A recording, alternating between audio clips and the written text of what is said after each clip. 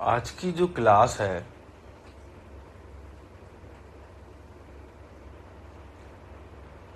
आज सुबह जब मैं उठा तो मैंने कहा आज मैं ध्यान नहीं करूंगा।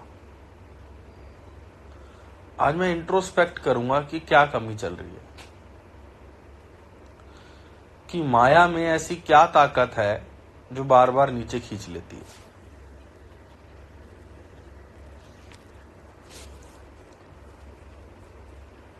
हालांकि 2 दिन पहले ध्यान में मुझे माया दिखी, जैसे पुराने संत जो काम वासना पर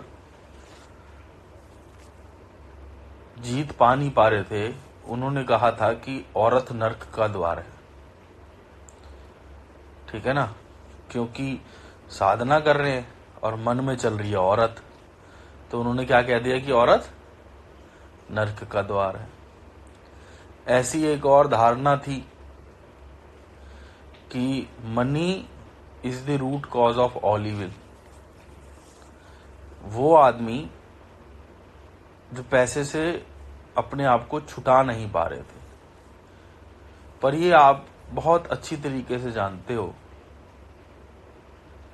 कि मनी का कोई मतलब ही नहीं है, वो तो न्यूट्रल एनर्जी है। ऐसे ही सामने जो औरत है जो तुम्हारी आंखों में आ रही है, जो नर्क का द्वार है, अगर तुम उस औरत को मां देखने लग जाओ तो भी वो नर्क का द्वार रह जाएगी। तीसरी चीज जो आज खुलासा होने वाला है, कहते हैं माया ठगनी है। माया ठगनी तो है, पर उसको ठगने को बोलता कौन है?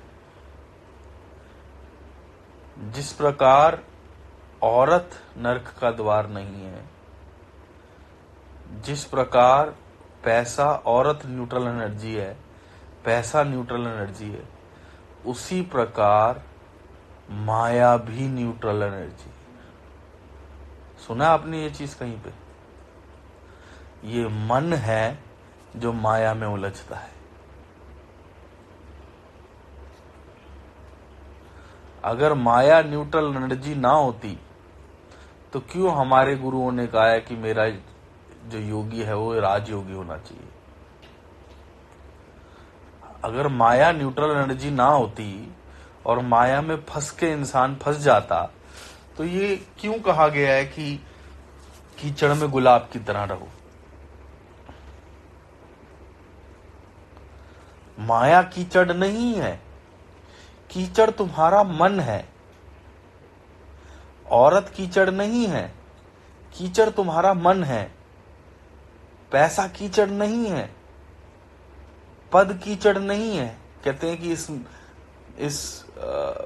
ऐसी कहावत हमने बहुत सुनी है कि ये ताकत के नशे में इंसान अपने बीवी बच्चे भी मार देता है। ताकत कीचड़ नहीं है, तुम्हारा मन है। तो माया को सबसे पहले न्यूट्रल देखने लग जाओ और ये देखो कि इस माया में उलझा कौन रहा है। माया नहीं उलझा रही, माया तो ऐसे की ऐसी है। उस माया में उलझा कौन रहा है? अगर उस माया में आकर्षण दिख रहा है तो आकर्षण दिख किसको रहा है?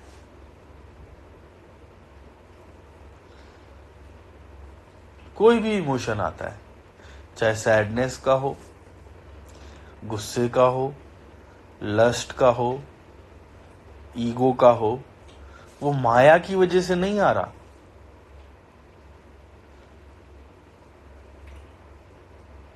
वो आ किसको रहा है ये देखना है। और आप देखोगे कि ये मन जो है ना, उस समय आपको मन का स्वरूप पता चलेगा। ये जो मन उलझा रहा है इसका स्वरूप कैसा है? ये भूखा है, ये अधूरा है।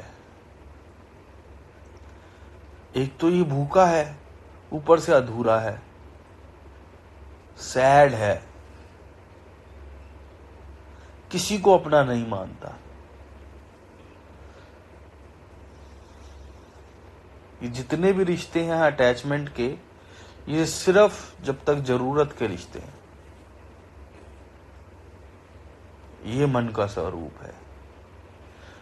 जब तक एक आदमी इस मन से ऊपर नहीं उठेगा, वो मन जो हर वक्त हरि में लगा रहेगा, वो भी तो मन है। इस मन से ऊपर उठना है, तब तक वो ईमानदार नहीं हो सकता। उसको इस मन से ऊपर उठना ही है, तब तक वो प्रेम नहीं कर सकता। अब मैंने दूसरी चीज देखी कि फिर वो क्या कमी है कि हम मन की पकड़ में चले जाते हैं। तो वो कहते हैं करंट की कमी है। मतलब अब ये पता चल गया कि जी माया कुछ नहीं करती, माया नहीं ठगती, मन माया से ठगवाता है। ऐसे समझ रहे हो? ठगता मन है, नाम माया का आ रहा है। मैंने चलो माया नहीं ठगती समझ आ गया, मन ठगता है। पर वो क्या चीज है जिसकी वजह से हमारा ध्यान भटकता है? कह रहे चाह की कमी है, प्यास की कमी है, करंट की कमी है। मैंने कहा अच्छा चलो ये भी मान लिया कि एक बार एक योगी से पूछा किसी ने कि एनलाइटनमेंट कैसे हो। 8-10 बार वो आया, 15-20 बार वो आया। योगी ने बोला 5 बजे गंगा के तट पे आ जाना। 5 बजे आया, उसने आंख बंद करवा दी, उसने उसको गर्दन से पकड़ा और नीचे दबा दिया। मचलने लगा, मचलते मचलते जब उसकी जान जाने लगी छोड़ दिया। कह रहे जान से मारोगे क्या? कह रहे जब प्यास इतनी जाग जाए कि ऐसे लगे कि मर जाओगे, तब आना, एक दिन में बता दूंगा क्या होता है। तो ये तो सत्य है कि हमारे को अभी इतनी प्यास नहीं जागी, ये तो ठीक है। अभी करंट, अगर प्यास पूरी जाग जाए तो करंट सारा उस जगह लग जाएगा। जिस चीज की प्यास होगी उस जगह करंट होगा। जिस जगह प्यास है उस जगह करंट है, उस जगह चाह है, उस जगह इच्छा है, उस जगह ऊर्जा है, उस जगह सब कुछ है। वहां तक पहुंचना ही पहुंचना। ठीक है ना? अब ऐसे समझो कि एक आप हम घूमते फिरते जा रहे हैं चंडीगढ़, तो 8 घंटे लग सकते हैं, 10 घंटे लग सकते हैं, 15 घंटे लग सकते हैं, डिपेंड करता है कि कितना घूम रहे, कहाँ कहाँ रुक रहे। और एक हमारा कोई ऑब्जेक्टिव नहीं है, ना खाना ना पीना, जो जरूरत का है वो सामान वैसे ही भर लेंगे। आज कोई इमरजेंसी आ जाए तो हम किसी रेस्टोरेंट पे तो ना रुकेंगे, क्या करेंगे हम? सीधा चंडीगढ़। तो वो जो 15 घंटे का सफर है वो 4 घंटे में भी हो सकता है, पता नहीं क्या रफ्तार पकड़ रखी है।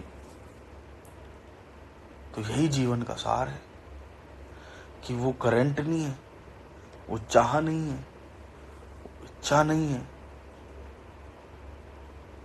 उतनी उत्सुकता नहीं है, उतनी एकाग्रता नहीं है। फिर मैंने कहा ये तो कमियां मुझे पता चल गई। क्या वो वाला मन भारी है नहीं इतना? क्या वो मन इतना ताकतवर है नहीं? मैंने कहा अच्छा, माया कुछ नहीं करती, ये तो आज हमें समझ आ गया, मन करवाता है। और ये जो मन है ये भी इतना बलवान है नहीं जितना आपने समझ लिया है। आपसे ज्यादा बलवान तो ना हो सकता है, आप तो साक्षात पार ब्रह्म हो। फिर दिक्कत क्या है?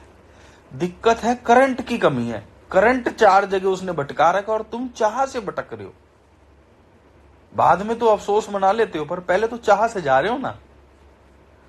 वो फर्स्ट मूवमेंट जब वो बोल रहा है, तुम अगर उसी टाइम बोल दो नहीं, पर वो नहीं बोलने के लिए बल कहां से आएगा? मुद्दा ये है कि अगर हमारे को किसी चीज के अटैचमेंट है, किसी चीज की एडिक्शन है, और हमें उसके लिए ना बोलना है, तो वो ना बोलने का बल कहां से आएगा? वो करंट कहां से आएगा? वो करंट आएगा दीदी अंदर तक मनन करने से।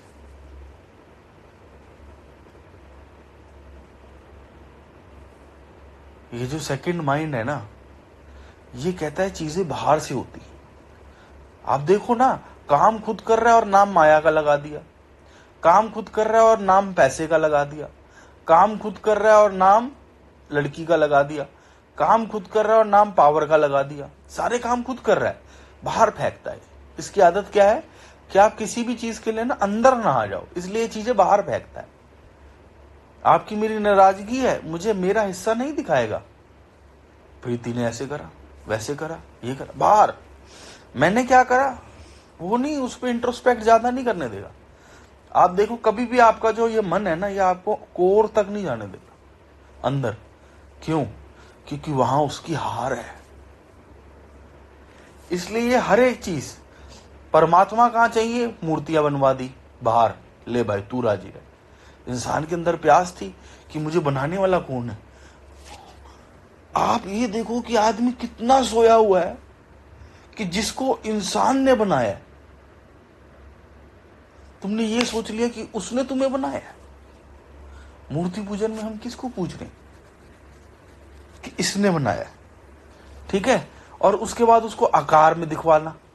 ये फाइनल ऑब्जेक्टिव है इसका कि हर एक चीज को बाहर दिखाना। अगर आप अंदर जाके, एक कोर है, एक परत है, अगर उस परत को टच कर लोगे, वहां पर ये नहीं बोल सकता, वहां पर इसको हाथ खड़े करने पड़ेंगे। और उस कोर पे क्या चीज को एनालाइज करना है? पहला कि इसके पास सुख नहीं है।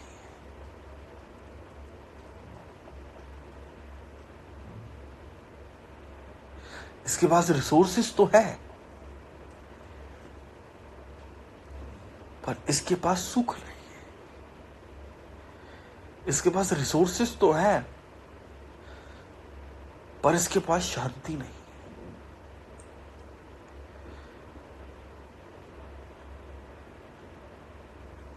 ये कुछ भी नहीं दे सकता। अगर आज आपने अपने ऊपर काम किया है, ठीक है, और आपको उसके अगेंस्ट में कोई चीज मिल गई, तो वो प्रीति जिसने कोई काम नहीं किया था, उसको ये चीजें मिली थी, तो आपको आपकी वजह से मिली या इसकी वजह से मिली? आप समझ रहे हो? ये ऊर्जा के हिसाब से तो देगा, क्योंकि लॉ ऑफ यूनिवर्स को चलाना है। ये खुद आपको कुछ नहीं दे सकता, पर उलझाए रखेगा।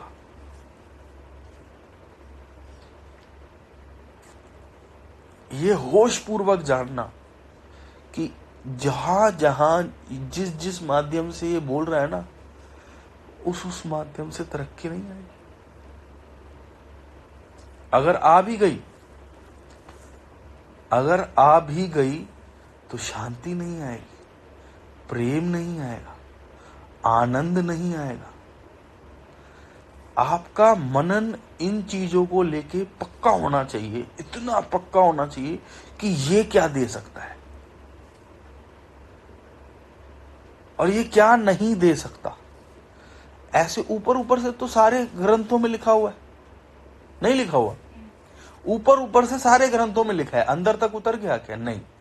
एक एक चीज को पकड़ के अपनी लाइफ से, दूसरों की लाइफ से, महापुरुषों की लाइफ से, या जिन्होंने इसको पा लिया है, मन से बहुत सारी चीजें पा ली और सुख को नहीं पाया, उनकी लाइफ से इंट्रोस्पेक्ट करना पड़ता है। करके एक जोन है, उसको 0 पॉइंट जोन कह दो। अगर हम अपने मनन को उस स्तर तक ले जाते तो उस चीज के लिए चुप हो जाएगा। फिर इसका मखौटा नहीं चलेगा उस चीज के लिए। ऐसे कर करके चीजें कितनी हैं, क्या सुख ये दे सकता है? आपने देखना, मेरे पास ये भी आ गया, ये भी आ गया, ये भी आ गया, ये भी आ गया, ये भी आ गया। मैं कैसे देखता हूं इसको कि ये शरीर पूरा मन का बना हुआ है, ये मनोमय है, और इसमें एक स्टिलनेस निकल जाए तो ये शरीर अपने आप को सरवाइव भी नहीं कर सकता। तो इस मन के शरीर की औकात कितनी है? 1 घंटा। और वो जो 1 घंटे की औकात है वो भी इसने प्राण ऊर्जा स्टिलनेस से लिया। 1-2 घंटे ये ऐसे रह लेगा, उसके बाद गलना स्टार्ट हो जाता है। तो ये जो मनन है ना दीदी, ये वो प्यास जगाएगा। ये जो मनन है ना, ये वो करंट जगाएगा, ये वो एकाग्रता जगाएगा, ये वो होश जगाएगा, ये वो बल जगाएगा कि आप इस पे जीत पा पाओ। बस ये बात याद रखना, ना तो माया का कोई कसूर है, ना औरत या आदमी का कोई कसूर है, ना पैसे का कसूर है, ना पावर का कसूर है। कसूर इस मन का है। ये ब्लेम गेम खेलता है, ये कसूर दूसरे का फेंकता है। रिश्ते में भी ये दूसरे को कहेगा, आपको दिखाएगा सामने वाला गलत है। नहीं, क्या पता आपकी अटैचमेंट की वजह से वो गलत लग रहा हो, क्या पता आपकी हाई एक्सपेक्टेशन की वजह से वो गलत लग रहा हो, क्या पता वो इतना लायक था ही नहीं आपके लिए जितना इस मन ने दिखा दिया। जब ये मन किसी से आकर्षित होता है ना, तो उसकी बुराइयां छुपा देता है, और जब ये मन किसी से विकर्षित होता है ना, तो उसकी अच्छाइयां छुपा देता है। बड़ा ढोंगी है ये, इसको पहचानो। और ये कसूर दूसरों पे फेंक रहा है, और इंसान उन चीजों को छोड़ता जा रहा है।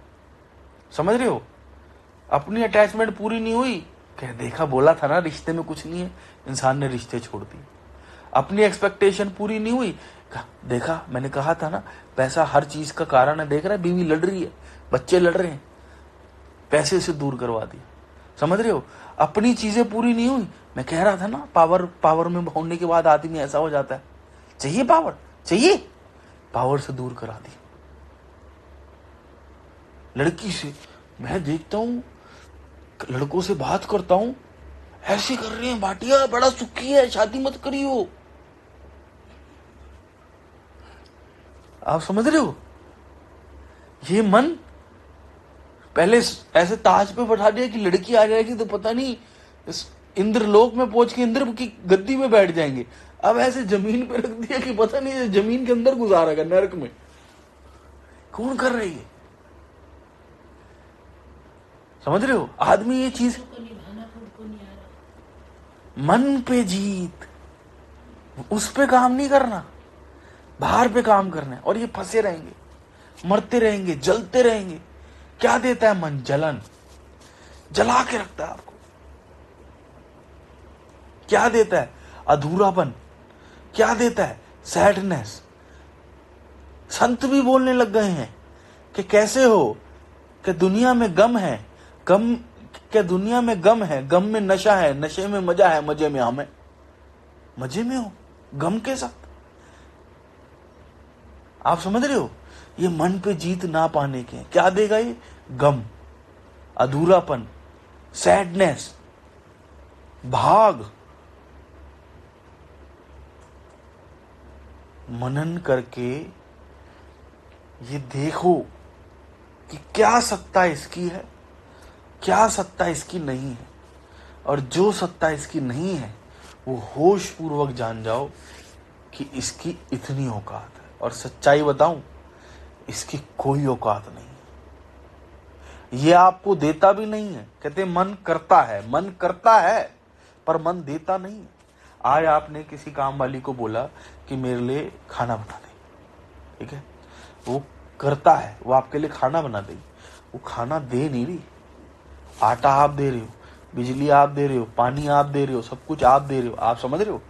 वो करता तो है पर वो देता नहीं है। जो करता है हमने उसको देता मान लिया। आप समझ रहे हो दिक्कत कहां हो गई? कि जो करता है वो कर रहा था सारा काम, उसको देता मान लिया। उसको इस देता की औकात से दोबारा करता की औकात पे लिया। और आप देखोगे कि आपका जीवन इतना एफर्टलेस चलेगा। कितना एफर्टलेस? जितना दिल की धड़कन चलती है। आपका जीवन इतना एफर्टलेस चलेगा। कितना? जितना सांसें चलती हैं, ये सब यही तो कर रहा है। आप समझे? जब वो एक डायमेंशन को इतना इजीली कर सकता है तो वो दूसरे डायमेंशन को भी इजीली कर सकता है। बस उसको देता से दोबारा करता करवा दो। और ये ऐसे नहीं होगा, ये गहरे इंट्रोस्पेक्शन से होगा।